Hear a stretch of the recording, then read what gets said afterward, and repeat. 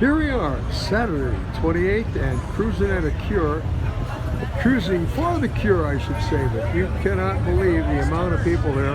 There's in excess of 4,000 cars that I know of. I mean, it's unbelievable. You just cannot believe it.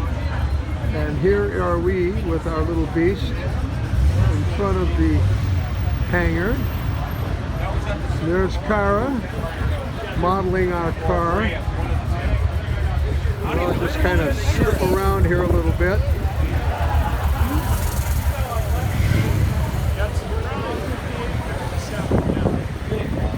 Anyhow, it's an absolutely marvelous day. It's cool, actually, not hot, which is really something kind of new for us.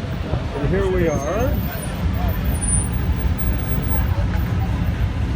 with La Bistione, and we're just showing it, having a good time. There's this wonderful car next to us. Guy really did a workout on that. Of course, in the hangar, unbelievable.